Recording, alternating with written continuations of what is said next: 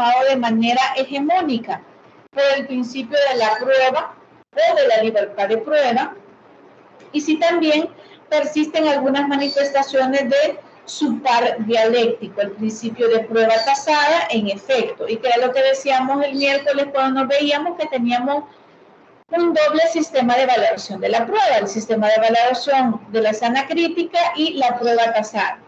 El principio de la prueba tasada informa los resultados de los siguientes medios: la prueba del interrogatorio de partes en los casos concretos, la prueba documental pública, la prueba documental privada.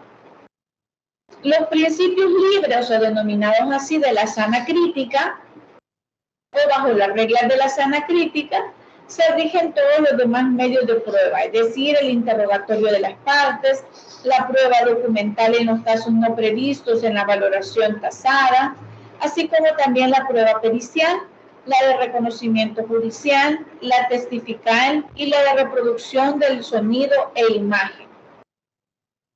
Estos principios entonces van siendo la guía y conducción del proceso, que permitan en determinado momento, si no hay aspectos en donde fundamentar las actuaciones, puedan ser los principios las guías para su aplicación. ¿Preguntas hasta aquí?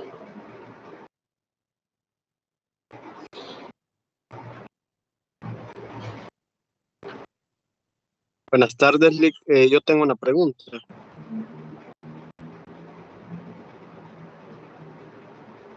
No sé si me logró escuchar, Lick.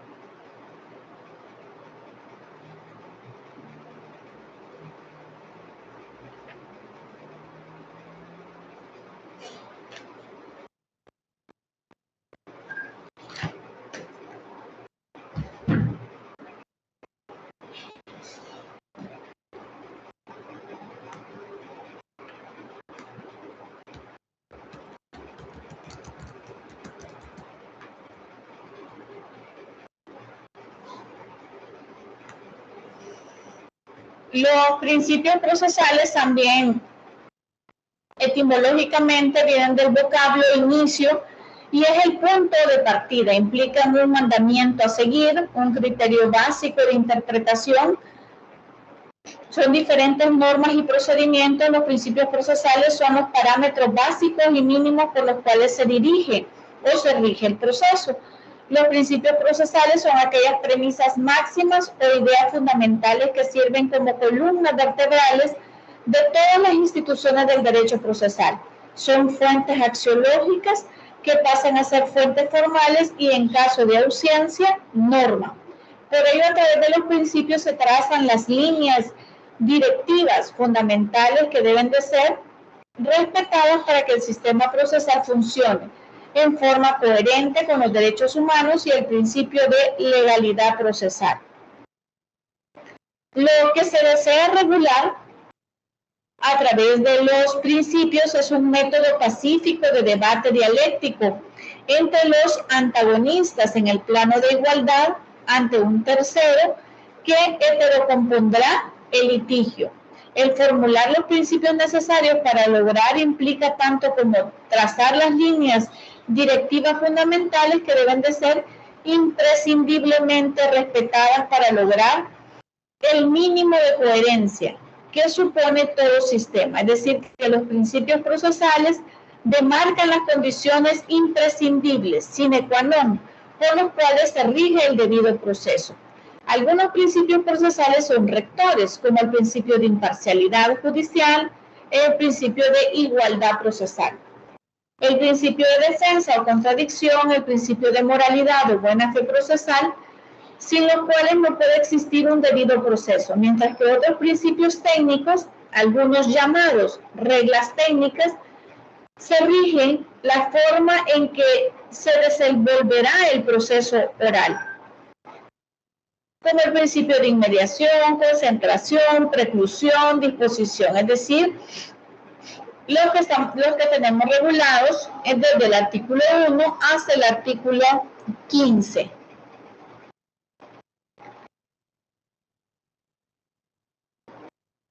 El principio de igualdad. En el campo del proceso, la igualdad significa paridad de oportunidades, herramientas y la audiencia. De tal modo, las normas que regulan la actividad de una de las partes antagónicas no puede constituir respecto de la otra una situación de ventaja o de privilegio, ni el juez puede dejar de dar un tratamiento absolutamente similar a ambos contenidos. Más aún, el juez tiene el deber de adoptar todas las medidas que estime conducentes al mantenimiento de la igualdad entre las partes. La consecuencia natural de este principio es la regla de la bilateralidad o contradictorio. Cada parte tiene el irrestricto derecho de ser oído respecto de lo afirmado y confiado por la otra. En otras palabras, igualdad de ocasiones de ejercer la defensa de cada una de las partes. Si esto no es respecto, habrá una simple apariencia del proceso y no hay un debido proceso. Nunca un verdadero proceso, en el modo en que se concibe con el mandato constitucional, estará alejado de irrespetar el principio de igualdad. En nuestro artículo 2 se hace una fuerza enfática acerca del principio constitucional.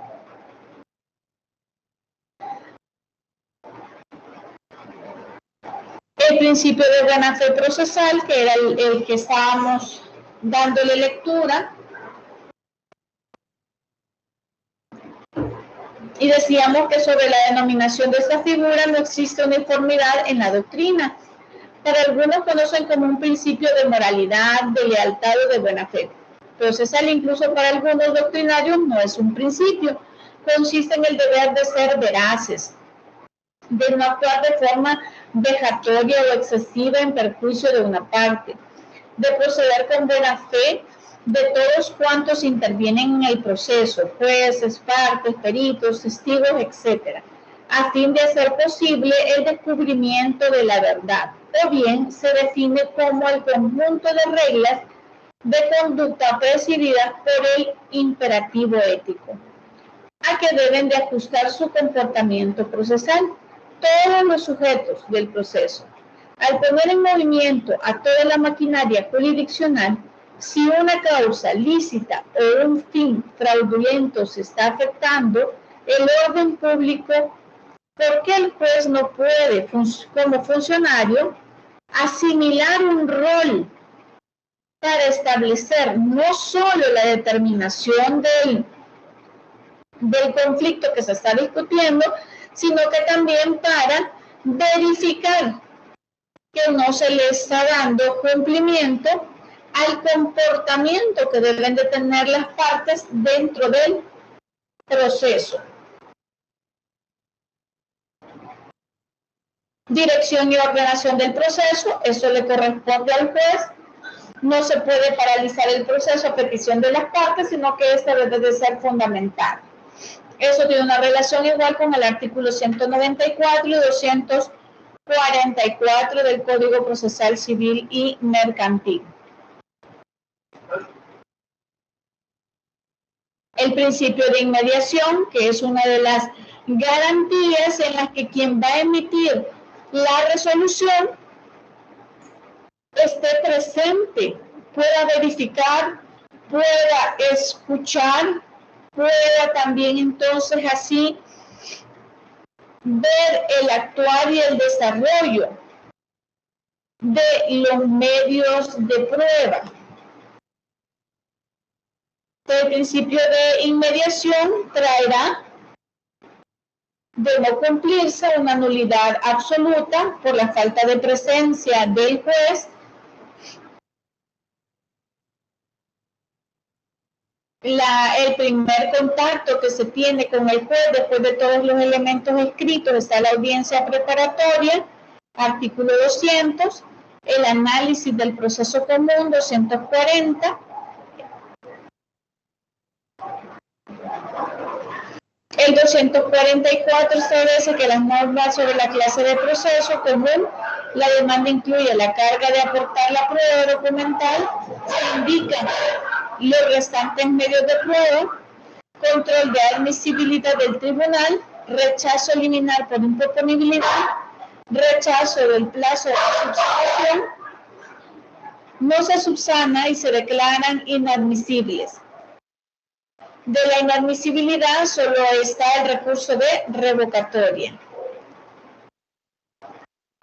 Aquí llegamos a lo del plazo, a lo del proceso común. Vamos a avanzar para luego después regresar a lo que es las medidas cautelares. Vamos a hacer nada más solo mención de cómo inicia el proceso común. Inicia con una demanda, 276, 287. De esa demanda se pueden presentar excepciones.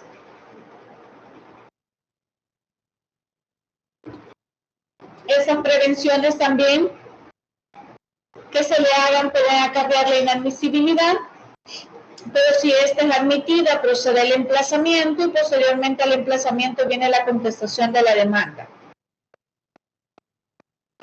Actitudes que puede tomar el demandado ante el emplazamiento es ejercer una reconvención, es decir, una contrademanda, la contestación de la reconvención. Puede el demandado nada más simplemente contestar en sentido negativo, no puede contestar y tendrá que ser declarado rebelde. Si contesta y contesta en sentido negativo, pues entonces corresponderá el señalamiento de la audiencia preparatoria y en ese señalamiento se verificarán cuáles son las excepciones, los medios de prueba presentados por ambas partes. En el proceso común, en el cual se encuentran dos tipos de audiencia, la preparatoria y la probatoria, se hace un desfile mayor de los medios de prueba.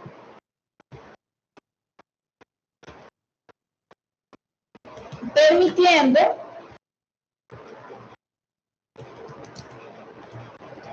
el desarrollo con mayor tiempo, mayor preparación de cada una de las etapas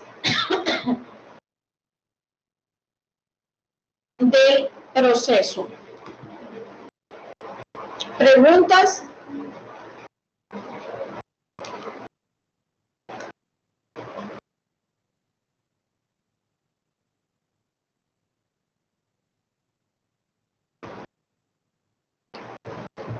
Bueno, muy bien. Muy bien, Emilia, yo me detengo igual. Vamos a ir más despacio entonces en los temas, pero en aquellos que no haya suficiente claridad, igual regresamos a los mismos.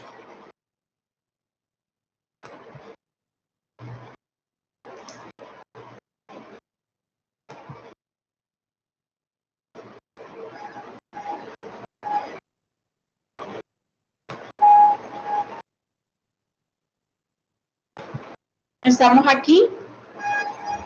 La clase de medios de prueba, prueba documental, prueba testimonial, pericial, auxilio judicial. En el proceso común, lo que hay que valorar dentro de la audiencia para el efecto de la admisión de la prueba, si esta es una prueba lícita, pertinente y útil. De lo contrario, será rechazada.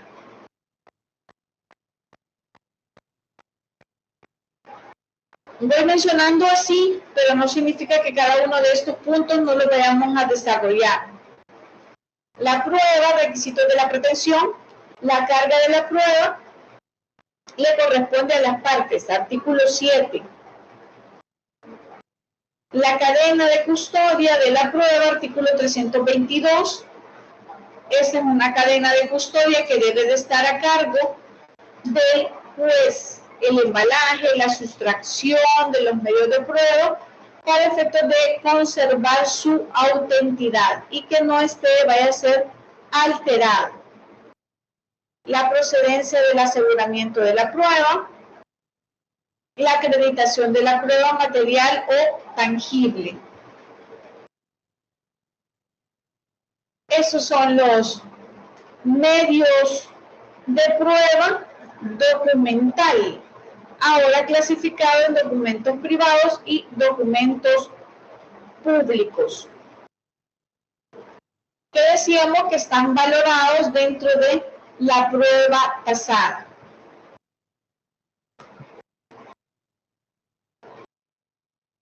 ¿Preguntas?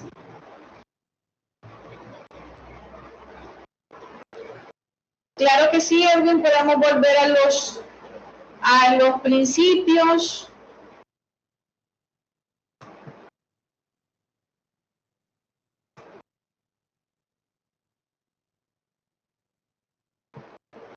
Quizás para efectos de que no solo sea como mi explicación, voy a bajar en esos momentos que también lo compartió un compañero en el chat, el Código Procesal Civil y Mercantil comentado. Y lo vamos a leer de ahí, como para reafirmar las ideas.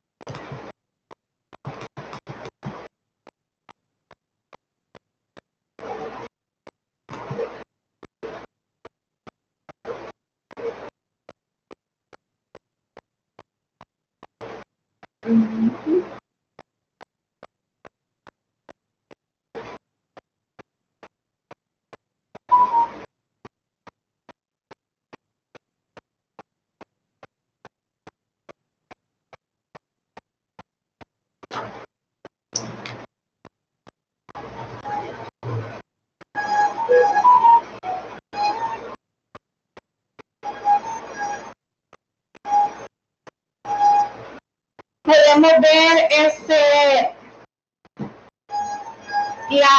la pantalla del código.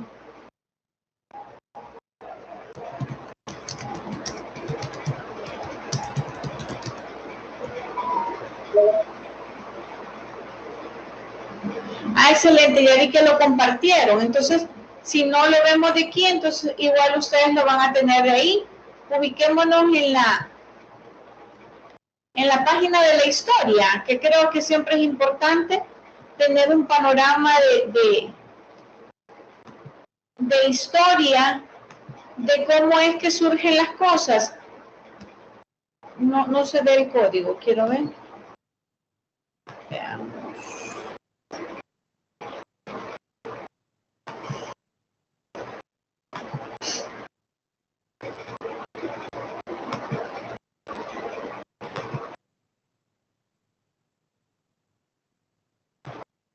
¿Sí se mira? Hoy sí, licenciada. Sí, se ve, licenciada.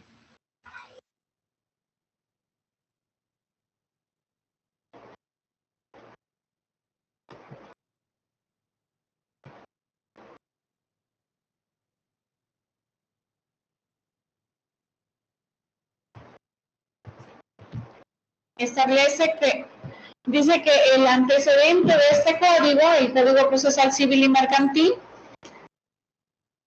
fue aprobado aquí en el preámbulo. Perdón. Aquí.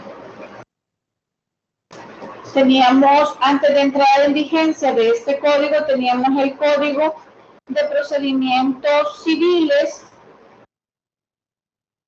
que lo teníamos desde el año de 1881.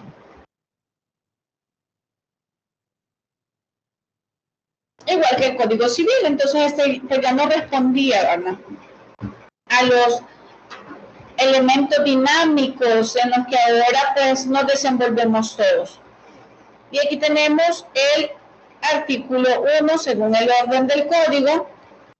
Dice que no vamos a leer el artículo, pues eso lo tienen ustedes en el código. Vamos a leer un poco de la aplicación o explicación que hizo el señor uruguayo sobre lo de los principios, y dice que se recoge en este primer artículo la definición del derecho a la protección o tutela jurisdiccional, por el que toda persona, sea natural o jurídica, y con independencia de su nacionalidad, solicita a los tribunales de justicia la composición de un conflicto de intereses y resuelto que tiene con una o más personas en el derecho. Guarda cierta similitud en su enunciación con el derecho de la tutela judicial, que reconoce, por ejemplo, el inciso primero del artículo 24 de la Constitución italiana de 1947. Todos pueden actuar en juicio para la tutela de sus propios derechos e intereses legítimos. Y el apartado primero del artículo 24 de la Constitución española de 1978, a propósito del llamado derecho de tutela judicial efectiva. Pero además, bien puede discernirse que este derecho a la protección jurisdiccional viene a concentrar en el plano de la legislación procesal civil el derecho constitucional al debido proceso, recogido en el artículo 11 de la Carta Magna salvadoreña. La sentencia de la Sala de lo Civil de la Corte Suprema de Justicia del 15 de mayo del 2001, dictada a las 10 horas, con referencia a 635-2000, manifiesta, por ejemplo, que cuando una demanda llega al juzgador, éste tiene la obligación de seguir el procedimiento establecido en la ley para salvaguardar el debido proceso legal.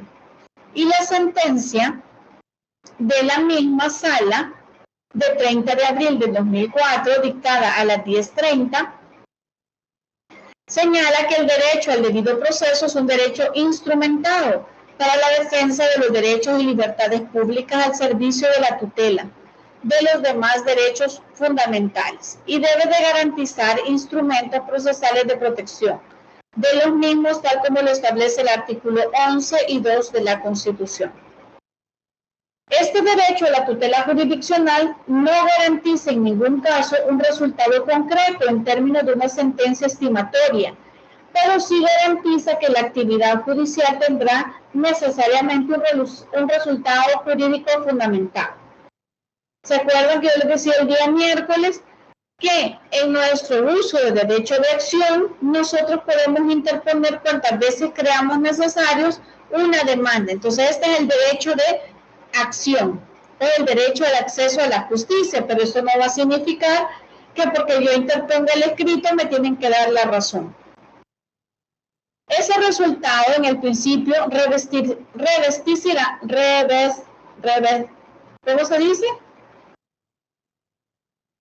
Revestirá la forma de una sentencia de fondo que se pronunciará sobre la totalidad de las pretensiones deducidas, ya fuese estas de índole declarativa, ejecutiva y cautelar, tras la admisión y sustanciación en todas sus fases del procedimiento previsto, a menos que la existencia de un defecto o viceprocesal lleve a dictar una resolución interlocutoria, poniendo fin anticipadamente a las actuaciones de lo que también deberá motivarse en derecho. Y nos ponen una serie de sentencias españolas y otra referencia de la Sala de lo Civil nuestra.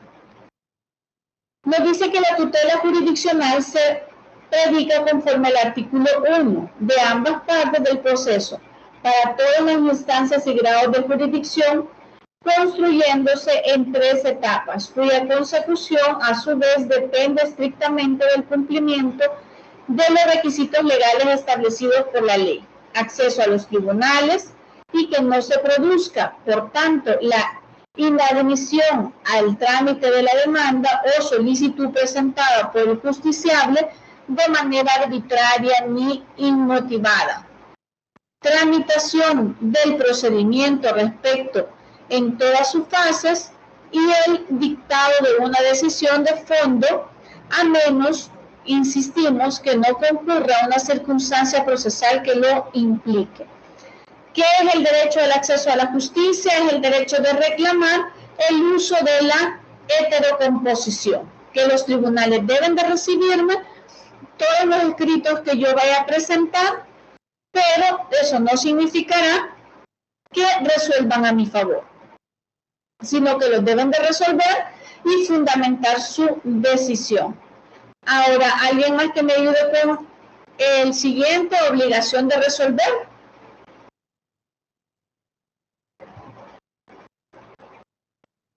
Si quieres se lo leo.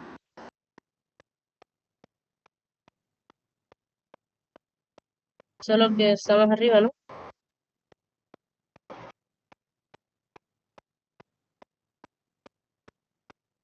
¿Alguien que pueda leer la siguiente página o lo que se visualiza dentro de la pantalla?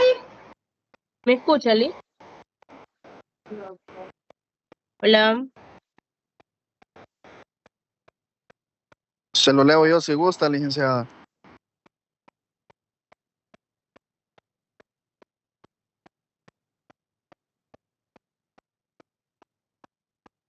Yo veo que de repente se activan algunos como que no, fíjense que no les escucho. Eso les iba a decir que sí veo que se activan los, como el enunciado,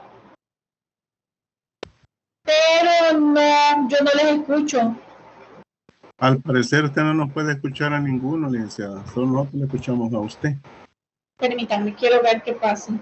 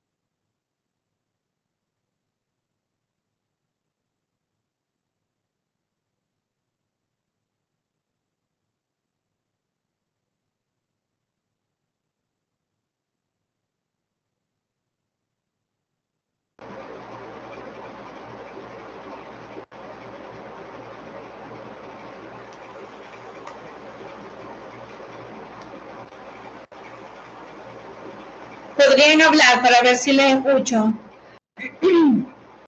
Hola. Hola, Nos hola. escucha, Liz. Escucha, Liz.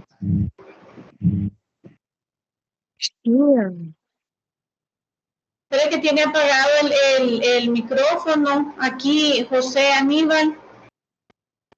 Hola, hola. Licenciada, ya Estamos está hablando, Liz. hablando.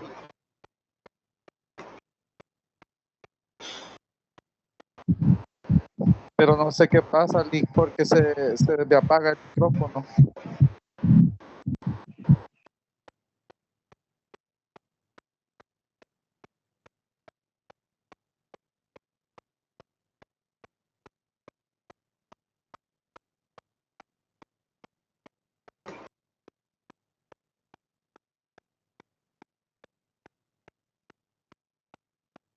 Hola, Lick, ¿me escuchan? Hola, hola.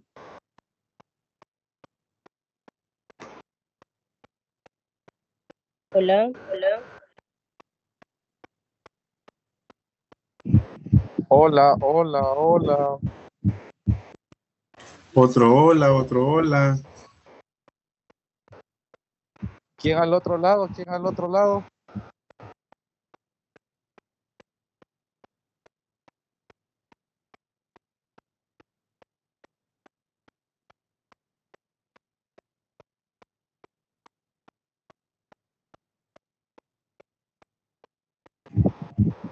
Manifiéstense, manifiéstense. ¿Me escucha Tierra? ¿Me escucha aquí Marte? Lo siento, pero hoy es miércoles, no es martes. Hoy es miércoles. No sean bayuncos. Cállese, don Elvis.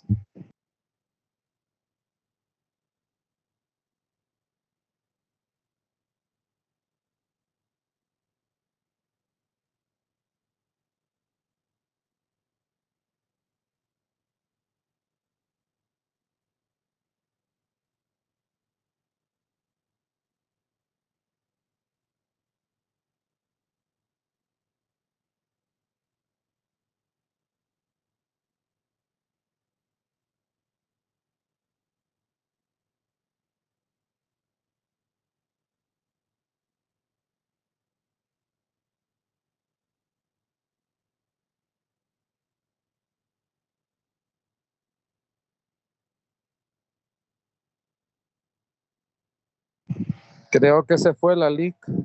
Se fue.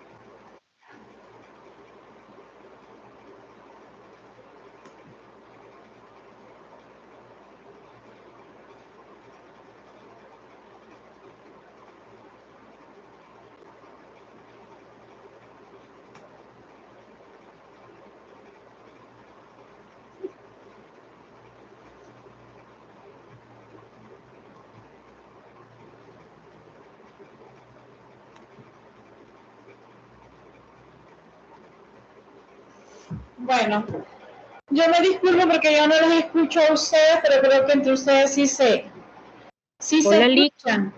¿Y ahora? Y Hola. eso es lo importante, igual la creatividad de los mensajitos de ustedes, muy, muy divertidas. Hola, LIC. Hola. No les escucho, entonces vamos a seguir nuevamente con el desarrollo. He visto que ya unos compañeros ya les compartieron a ustedes el código. Esa es parte del desarrollo de los principios. Los principios les decía que son directrices, cimiento, valores y que en su mayoría son de carácter doctrinario. Pero por ser de carácter doctrinario, para que pudiesen ser aplicados y exigidos en la ley, entonces estos deben de... Desde la clase, licenciada, que nosotros la escuchamos, aunque usted no nos escuche. Deben de ser incorporados en una norma, y al ser incorporados en la norma no es que pierdan la categoría de elementos o fundamentos doctrinarios, sino que ahora ya son de estricto cumplimiento. Les invito a que puedan leer eso. Aquí está el principio de gratuidad de la justicia, que es un principio bastante discutido, porque es gratis, pero porque nosotros no pagamos al momento de presentar una demanda, como si lo hacen en otras latitudes. Por ejemplo, en Chile se paga por interponer una demanda. Usted paga el arancel, al igual que en Argentina se paga el arancel cada vez que se presenta una demanda. Aquí antes se pagaban unos timbres, se ponían los timbres y dependiendo de la cantidad de lo que se estuviera discutiendo, entonces así era el timbre que se pagaba y se pegaba en la primera parte de la solicitud, y por cada escrito se pagaba un timbre y se pegaba. Luego después desapareció la ley de timbres y por ende pues no se paga, ¿verdad?, para presentar una demanda. Se dice que entonces la justicia es gratuita porque usted no paga para que se le reciba la demanda, pero a través de los impuestos y aquellas personas que pagamos los impuestos, entonces de ahí es donde se direcciona en el presupuesto general de la nación un presupuesto para desde inmuebles, pago de salarios, pago de papelería, internet, gasolina y todo lo que implica el funcionamiento de los centros judiciales. Entonces, sí es de nuestros impuestos, pero no es una forma directa. Probablemente muchos en todo el desarrollo de nuestra vida nunca vayamos a tener necesidad de acudir a los centros judiciales por X o Y razón. Pero los impuestos los vamos a seguir pagando, que van a ser utilizados en tantas acciones como la misma Corte Suprema de Justicia, o pueden ser también utilizados en hospitales, calles, servicios de beneficencia para la colectividad.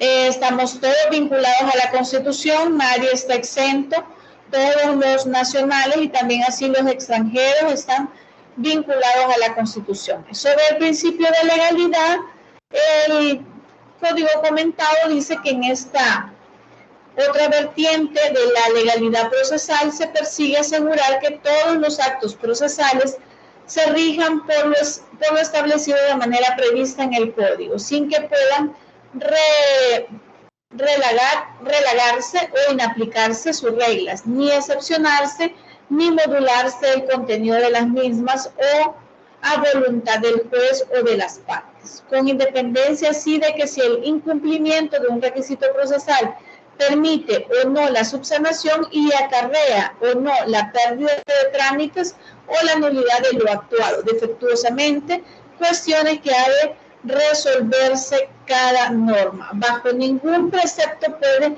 predicarse que las normas procesales son abnomitativas, ni devienen de cumplimientos voluntarios, es decir, que no solo dependen de una persona, las normas ya están hechas, las normas ya están fijadas en una ley, en un reglamento, en un instructivo, previamente a que nosotros las querramos utilizar. No se van creando para el momento, o no deberían de crearse para el momento, sino que deben de estar ya previamente diseñadas. Que cuando surja el conflicto o nosotros querramos hacer un análisis para resolver el conflicto en forma judicial, pues la norma ya está.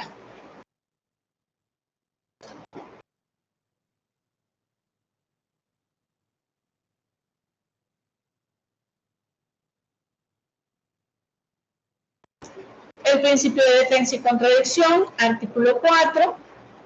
Tenemos derecho a discutir, ¿verdad?, todo lo que se nos está atribuyendo, tanto discutir los hechos como presentar los medios de prueba en los que podamos también fundamentar nuestros argumentos. El principio de legalidad.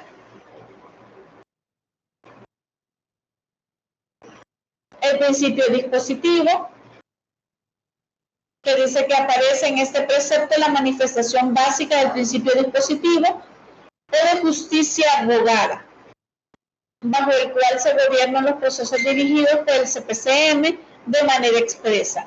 Se determina que la iniciativa para la apertura de los procesos corresponde siempre a las partes y no al tribunal, proscribiendo así cualquier tentación del proceso inquisitivo, tanto en la primera instancia como en los grados. Inquisitivo significa que el mismo órgano judicial o el mismo juez quiera, dice, hoy voy a abrir un proceso y nadie se lo ha pedido. Eso es, evita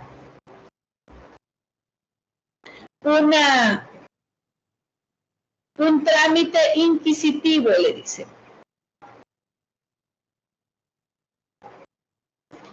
No se olviden con todo que dentro del concepto de parte también cabe situar al Ministerio Público, al Ministerio Fiscal y a la Procuraduría General de la República. Por lo que la defensa de los intereses públicos no quedan descuidadas, solo que la solicitud de composición de los conflictos no puede recaer justamente en quien está llamado a resolverlo de manera imparcial e independiente, como ocurre con los tribunales de justicia. Un segundo componente del principio dispositivo, derivado también de este precepto, se refiere a la finalización de la contienda a través de formalizaciones o mecanismos autocompositivos autorizados legalmente. Esto es el detraimiento del asunto al órgano judicial. Lo que establece es que, si bien es cierto, las partes deben de iniciarlo, pero una vez iniciado, esto no dependerá de que las partes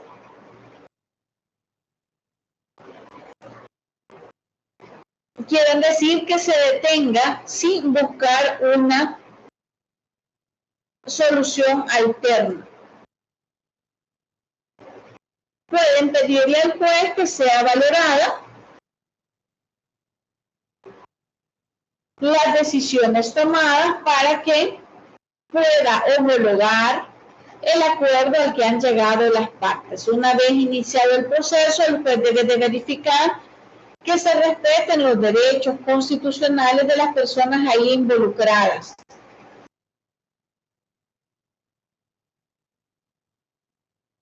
Si la parte demandante ya no quiere continuar, pues el juez no le puede obligar a que siga y presente los medios de prueba para seguir demandando. Si no han contestado la demanda, pues será declarada ya sea inadmisible o el desistimiento de la demanda, se mandará a archivo, dejándole igual la posibilidad a la parte demandante que lo vuelva a intentar si es su deseo, siempre y cuando no haya sido igual completamente demandada. Si es demandada, debe de ser con una autorización de su jefe o del dueño de la parte material para efectos de poder renunciar de ese derecho. De lo contrario, debe de continuar con el trámite.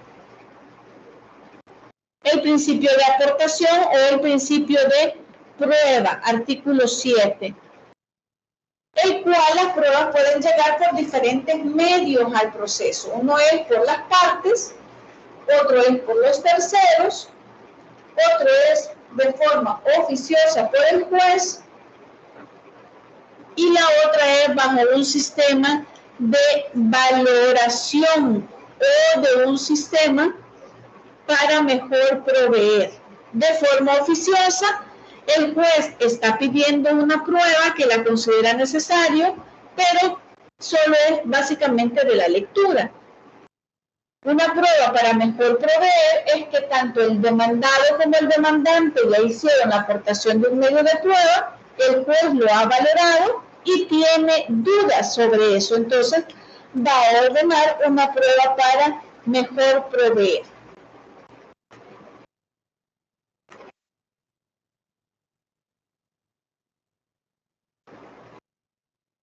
En este momento voy a hacer son las 6:10. Voy a hacer 5 minutos, no, 7 minutos, a las 6:20 regresamos para que igual ustedes se levanten si es que están sentados y yo iré por agua. Ya vuelvo.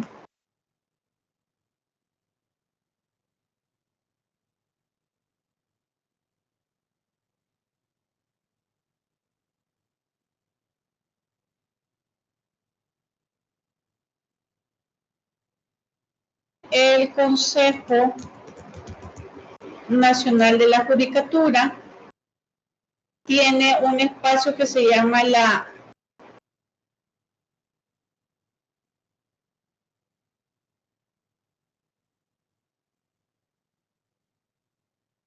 videoteca.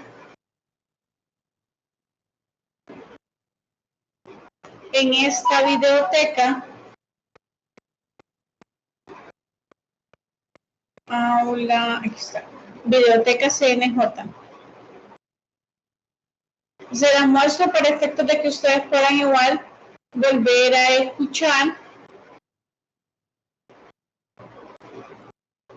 algunos videos que pueden ser relacionados no solo con la materia que están recibiendo conmigo, sino que también con otras materias. Aquí existe una serie de videos vinculados entre el Código Procesal Civil y Mercantil, justicia de menores, justicia de adultos, derecho constitucional y así también derecho administrativo, para que sea también otra especie de fuente de estudio que ustedes tengan. Así que les dejo ese dato para que lo puedan igual investigar.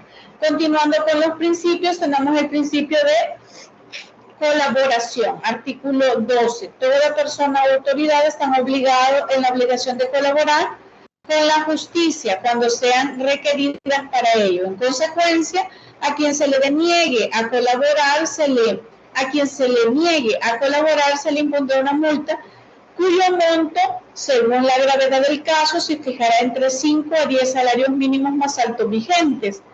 Si el hecho fuera constitutivo de delito, el juez certificará lo conducente a la Fiscalía General de la República. Aquí hay una serie de discusiones porque se dice que no se sabe de cuál salario se está hablando, si el sector comercio, si el sector agrícola, y que no existe una ley del salario mínimo, sino que es un decreto ejecutivo, y el salario mínimo pues no se cuenta de forma mensual, sino que se cuenta de forma diaria. Entonces de repente puede ser una ley de difícil aplicación ante ese error de enunciación. Ya hemos visto el principio de lealtad, probidad y buena fe, que es un principio de carácter doctrinario. Aquí nos hacen una división que es la veracidad. Dice que no se trata tanto de un sentido absoluto del término, pero resulta difícil que las personas, por ejemplo, no incurran en imprecisiones y errores frecuentes al articular el relato de sus alegaciones acerca de cómo ocurrieron los hechos del caso, lo que explica además que deban existir una fase de prueba. Los hechos no se tienen por verdad porque sí, a menos que la otra parte los admita.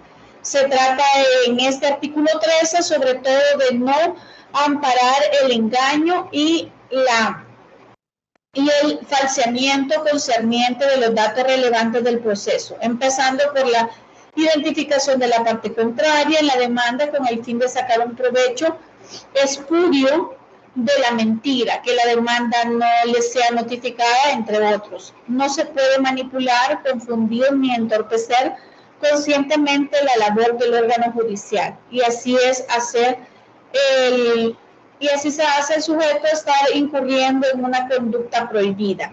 Lealtad es un sinónimo del atributo anterior, su antítesis sería la traición y el fraude, aunque cada parte mantiene su propia posición en la contienda y no tiene por qué ceder a sus legítimas pretensiones, ni compartir su estrategia de defensa con su oponente. Tampoco caben los comportamientos fraudulentos ni el ocultamiento de datos, de pruebas.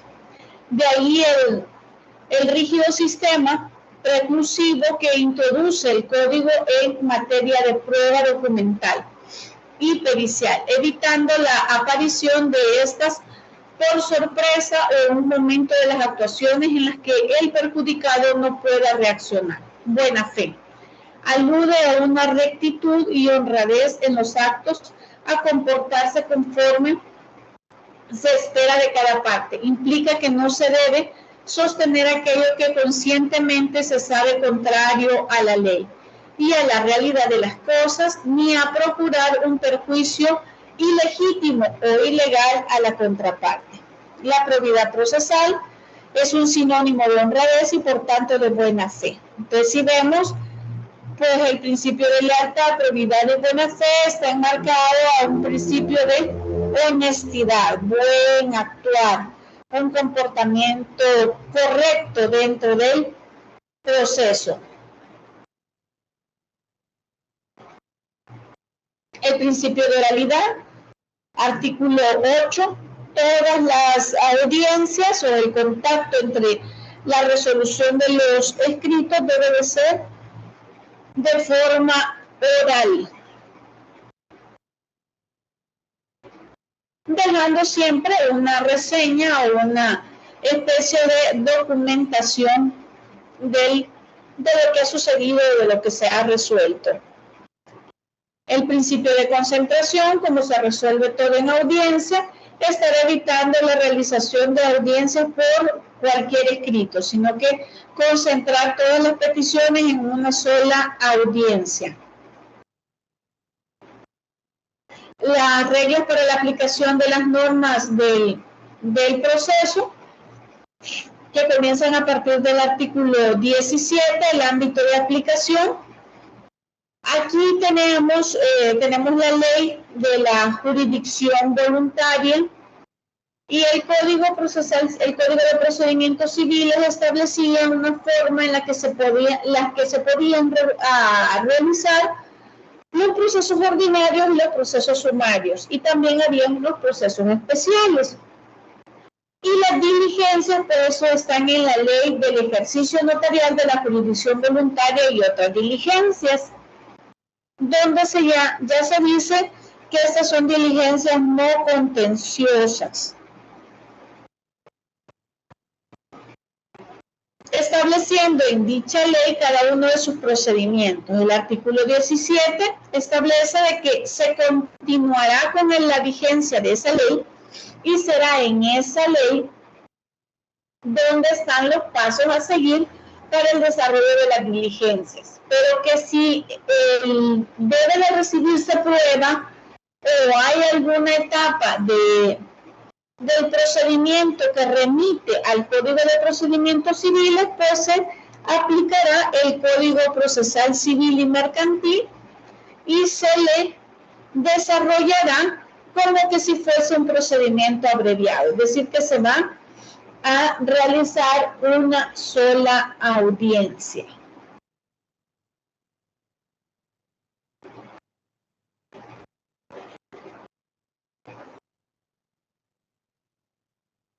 La interpretación de las disposiciones procesales dice que de acuerdo con el artículo 18, las disposiciones de este deberán interpretarse de tal modo que se procure la protección y eficacia de los derechos de las personas y la consecución de los fines que consagra la Constitución dentro del respeto al principio de legalidad. En consecuencia, el juez deberá evitar el ritualismo y las interpretaciones que supediten la eficacia del derecho a aspectos meramente formales.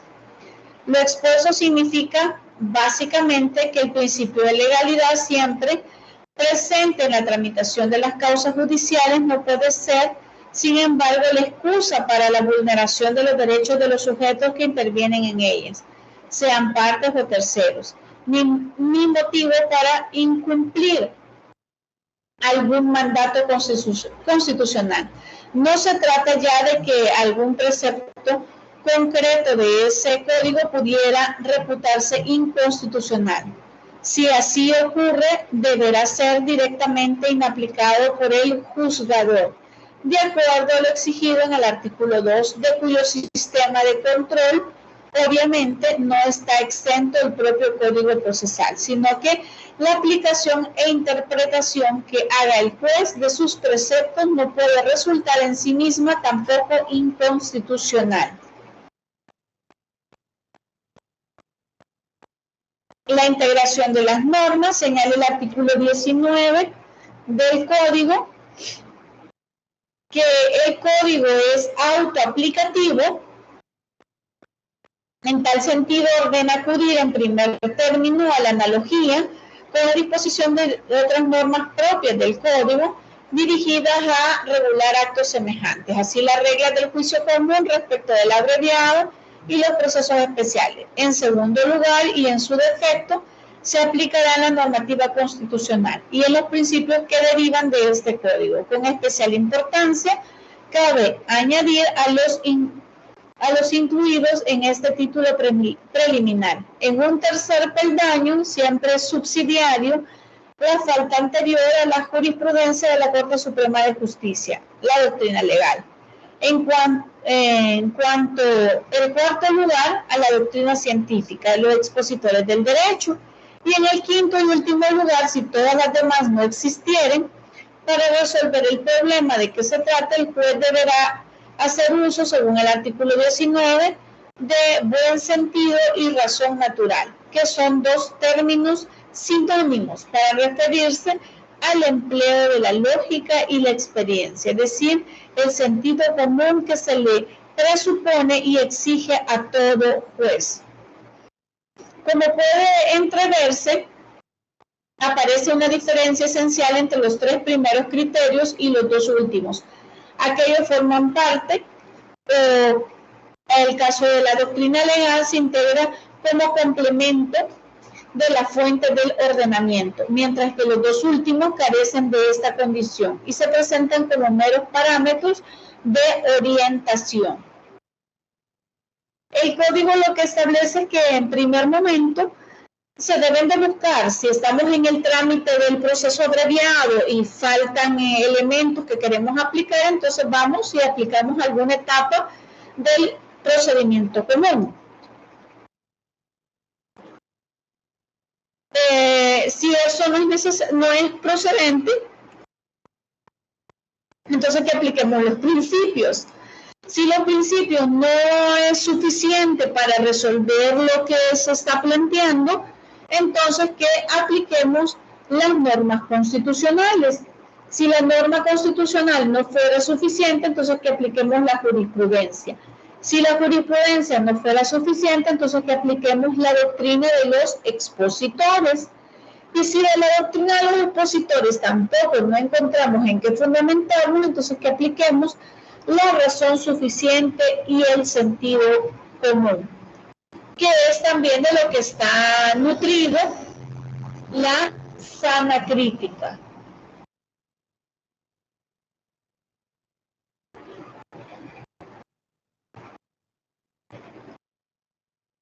La aplicación supletoria. En todos los códigos que ustedes van a leer, al final, el último artículo del código, antes del artículo de la derogatoria, siempre dice lo no aplicable o a falta de vacío legal en este código, se aplicará el derecho común. Entendido el derecho común, el Código de Procedimientos Civiles o el Código Civil. Entonces, el Código Procesal Civil y Mercantil hizo todo lo contrario. Él puso y dice, bueno, si algo les hace falta en su disposición legal, pues vengan a mí porque yo tengo la solución de todo lo que andan buscando. Y más o menos así dice el artículo 20.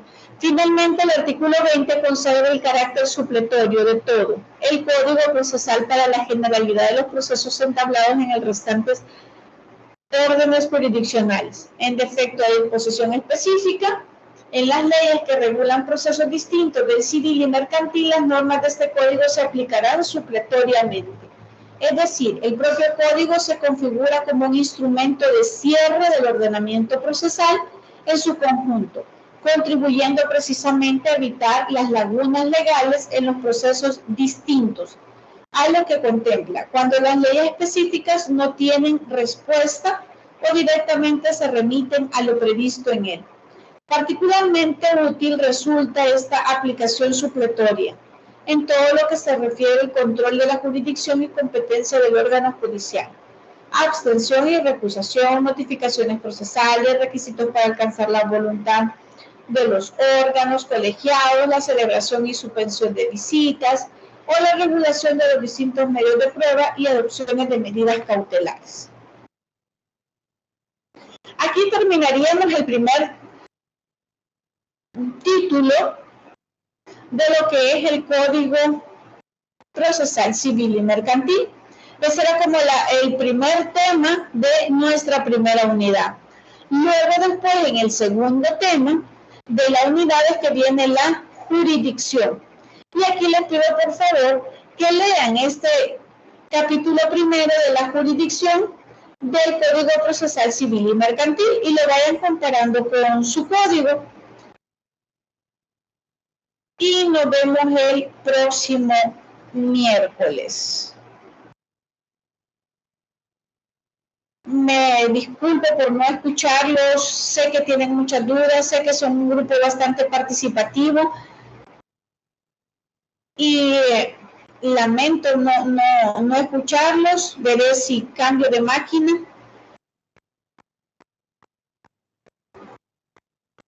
La presentación la mandé en el chat está, pero igual la voy a subir a la plataforma.